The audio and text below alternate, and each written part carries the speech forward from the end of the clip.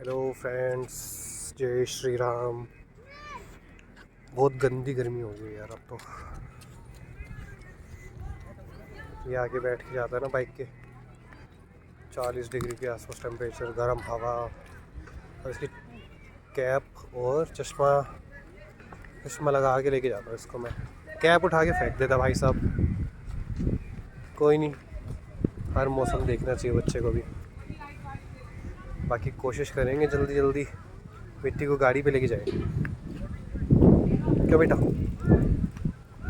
बाकी जो सेशन आज का रहेगा वो रहेगा पेरेंट्स के लिए ही, क्योंकि कोई ना कोई स्टोरी मेरे सामने जो आती है ना, तो मैं उसके ऊपर बात ज़रूर करता हूँ, चाहे वो 2 दिन में पेरेंट्स सेशन हो, चाहे 1 हफ्ते में हो। सेशन में क्या है कि मुझे पेरेंट मिले हैं जिनके बच्चे में स्पीच डिले है, और अभी उन्होंने शायद रिसेंट में ही ज्वाइन किया, 1-2 हफ्ते पहले ही। तो मेरी उनसे बात चल ही रही थी, तो बात तो पहले भी पता लगी थी कि उनके साथ जो स्पीच डिले है ना, अब क्या ऑटिज़म का पार्ट स्पीच डिले भी होता है। ये देख सकती है, ऑटिज़म में स्पीच डिले भी हो सकता है। ये 100% चांसेस हैं, मतलब 90% चांसेस है कि अगर ऑटिज़म है तो स्पीच डिले भी हो सकता है। लेकिन खाली स्पीच डिले है तो ज़रूरी नहीं है कि ऑटिज़म भी है। स्पीच डिले के चक्कर में ऑटिज़म होना ज़रूरी नहीं है, लेकिन ऑटिज़म है तो स्पीच डिले है तो ये नॉर्मल माना जाता है।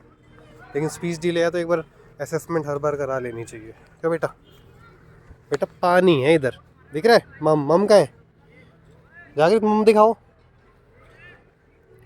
तो उनके साथ क्या है ना, उनके साथ भी बड़ी अच्छी सी चीज़ है, एक प्रैक्टिकल चीज़ उन्होंने बताई। अब वो हर किसी को पता हो ना, बेटा सीधा चलो यार, जाकर मम है बेटा वहाँ पे। अच्छा, उनके साथ क्या है ना, चलो चलो, उनके साथ उनको पता लग गया था कि उनको अगर रीज़न है ना तो उसके जेनेटिकली है वो। उनके ब्रदर को भी था, जो अब क्या है ना, फादर मदर होते हैं तो डॉक्टर पूछता है दोनों की साइड से कि फादर की फैमिली में किसी को तो नहीं था, ये मदर की फैमिली में तो किसी को नहीं था। तो मदर की फैमिली में निकला था। इधर आओ। मदर ने इस चीज़ को खुद ही एक्सेप्ट किया कि हाँ भी, मेरी फैमिली में मेरे भाई को और उसके शायद से नेफ्यू को, हाँ उन्होंने आई गेस यही बताया था कि उनमें दोनों में स्पीच डिले रहा है, 5-5 साल तक उनके बच्चे बोले हैं। तो 5-5 साल में अब उनके बच्चे बोले हैं, तो ये रीज़न उन्होंने उनको बताया और वो एक्सेप्ट भी किया। तो इससे ना उनकी चीज़ें बड़ी सारी इजी हो गई। अगर आप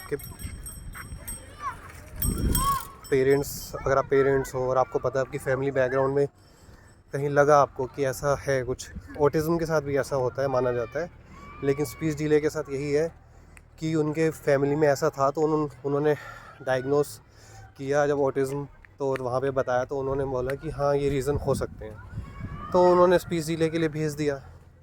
एंड फर्दर थोड़ा सा हाइपर एक्टिव था वो बच्चा, वो कह रहे कि कुछ स्टेबिलिटी करवा के ऑटिज़म के साथ में और उसकी स्पीच थेरेपी रेगुलर कर देंगे वो।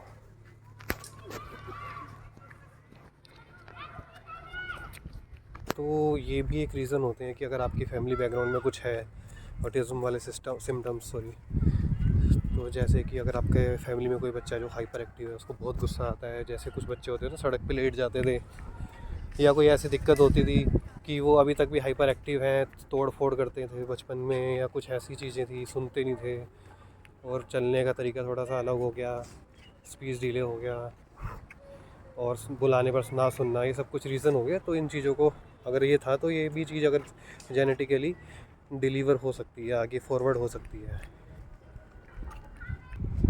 तो हमेशा जब भी डायग्नोज हो या कभी भी आप किसी असेसमेंट के लिए जाएं, तो आपकी इन्फॉर्मेशन ऐसी ऑथेंटिक होनी चाहिए, अगर है तो है, नहीं है तो मना कर दो। तो ये इससे पहले आपको फैमिली टुगेदर होके, फैमिली को सबको मिल के ये सब चीज़ें क्लियर करनी पड़ेंगी, अदरवाइज़ चीज़ें किसी और रूट में चली जाएंगी। किसी भी इलाज को स्टार्ट करने से पहले ना डॉक्टर को सारी चीज़ बता देनी चाहिए, डरना घबराना नहीं चाहिए। बेटा क्या कर रहा है जागरीत?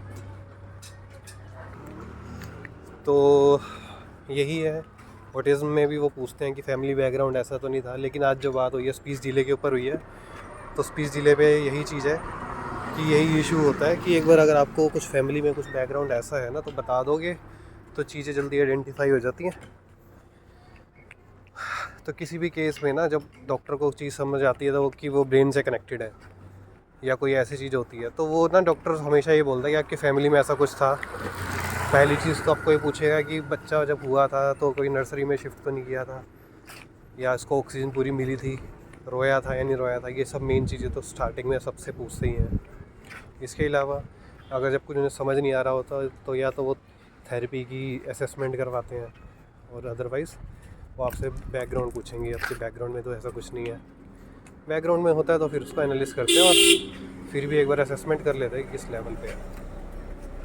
आ जाओ बेटा। तो यही चीज़ें हैं, आज का सेशन यही था कि उस फैमिली को पता लग गया था, उन्होंने एक्सेप्ट किया, लड़ाई झगड़ा नहीं किया और आगे बढ़ गए। तो हम भी यही चाहते हैं कभी कुछ ऐसा हो तो बता के चलो। क्या बेटा? जैसे अब हमें भूख लग रही है, इन्हें लग रही है नहीं लग रही हमें ना बताओ, हमारा टाइम होने वाला है।